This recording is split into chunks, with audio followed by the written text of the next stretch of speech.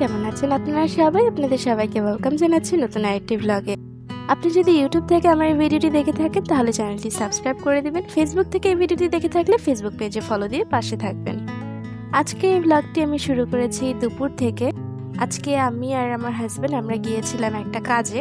তো সেখান থেকে কাজ শেষ করে আমরা যখন আসি তখন অনেক বেশি দুপুর হয়ে গিয়েছিল, যার কারণে আমাদের দুপুরে লাঞ্চ যেহেতু করা হয়নি, প্রচন্ড লেভেলের খিদে পেয়েছিল। সো আমরা চলে যাই মেরিটেন বুফে রেস্টুরেন্টে। আর এই ছিল আমাদের সেদিনকার লাঞ্চের স্প্রেড। আর এখানে আমি আর আমার হাজব্যান্ড আমরা লিস্ট করছিলাম যে আমাদের আর কি কি কাজ করা বাকি আছে। সেই দিন আমাদের জন্য প্রায় একটা হেকটিক ডে গিয়েছিল। আমরা লিটারালি সকাল 6টা, 6:30 কি 7টার দিকে বের হয়েছিলাম কাজের জন্য। আর লিটারালি আমরা লাঞ্চ করতে করতে 3:30, 4টা বেজে গিয়েছিল। যদিও 3:30, 4টার দিকে মানে প্রায় সব বুফে রেস্টুরেন্ট লাঞ্চ যেগুলো থাকে সেগুলোর আওয়ার প্রায় ক্লোজিং এর দিকে চলে যায়, শেষের দিকে চলে যায়। সো আমরা বলতে গেলে খুবই কম অ্যামাউন্টের আইটেম পেয়েছিলাম। সিলেক্টিভ কিছু অ্যামাউন্ট ছিল যেগুলো ওখানে অ্যাভেলেবল ছিল, বেশিরভাগই প্রায় শেষ যেহেতু আমরা দেরি করে গিয়েছি। তো সেটাই আমরা এনজয় করছিলাম যতটুকু পেয়েছিলাম। আর এখানে আমার হাজব্যান্ড ও এখানে ওয়াফেল খাচ্ছিল আর আমি এখানে এক স্লাইস পিৎজা নিয়েছিলাম। পিৎজাটা আমার কাছে ঠিকঠাক লেগেছে। আর এখানে আরো অনেক আইটেম ছিল, seafood item, dessert item, অনেক কিছু ছিল।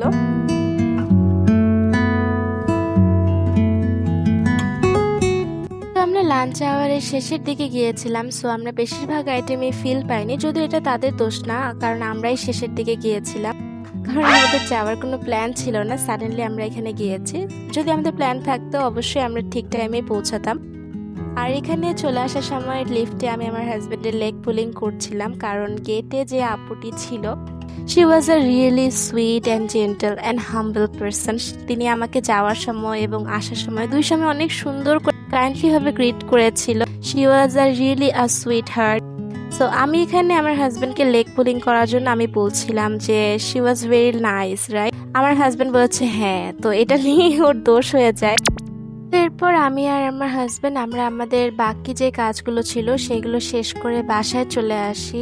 আর বাসায় আসার সাথে সাথে আমার ফ্রেন্ড আমাকে ফোন দিয়ে বলে ওর সাথে বাইরে শপিং এ যেতে, ওর একটা বিয়ে আছে অ্যাটেন্ড করার জন্য। সো সেটার জন্য ওর কিছু টুকটাক কেনাকাটা আছে আর ওর গিফটও কেনার বাকি আছে। সো ওর সাথে বের হয়ে যাই আমি। আর বের হয়ে যাওয়ার সময় রাস্তায় আমি এই দুটো বিড়াল ছানাকে দেখতে পাই। এরা দুইজন এখানে খেলছিল, কিন্তু যে দোকানের পাশে এরা খেলছিল সেই দোকানদার অনেক বেশি ক্রুয়েল ছিল।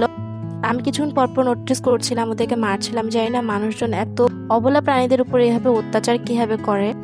আর এখানে আমার ফ্রেন্ড ও এখানে শপিং করছিল আর পাশাপাশি আমিও এখানে কিছু ড্রেস ট্রায়াল দিচ্ছিলাম। সো এই দুটো ড্রেস আমার কাছে ভালো লেগেছে, এই দুটো ড্রেস আমি নিয়েছি। এগুলোর শর্টস আর রিলস ভিডিও আপনারা অলরেডি দেখে ফেলেছেন। যদি কেউ না দেখে থাকেন তাহলে ইউটিউব থেকে দেখে থাকলে শর্টসে, আর ফেসবুক থেকে দেখে থাকলে রিলসের মধ্যে গিয়ে চেক আউট করতে পারেন। আর এখানে আমার ফ্রেন্ড ওর এখানে কার্ড ব্লক হয়ে গিয়েছিল, সো এটা নিয়ে ও প্যারা খাচ্ছিল এখানে বসে বসে।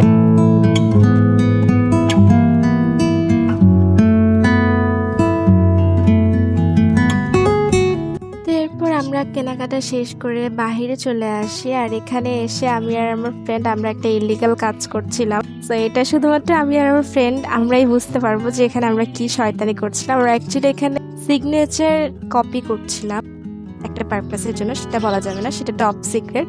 সো আমাদের সেই ইলিগাল কাজ সুন্দরভাবে আমরা সাকসেসফুল করতে পেরেছি। সেই জন্য আমার ফ্রেন্ড আমাকে সেই ইলিগাল কাজ সাকসেস হওয়ার খুশিতে ট্রিট দিয়েছিল।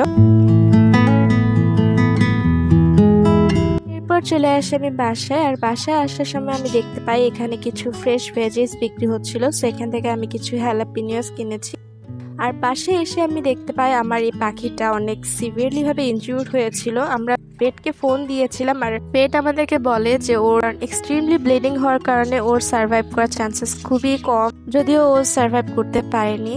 সো এই ছিল আজকের ভ্লগ। একটা স্যাড নিউজ দিয়ে ভ্লগটা শেষ করতে হচ্ছে। আশা করছি আপনাদের সকলে ভালো লেগেছে। ভালো লেগে থাকলে চ্যানেলটি সাবস্ক্রাইব করে ফেসবুক পেজে ফলো দিয়ে পাশে থাকবেন।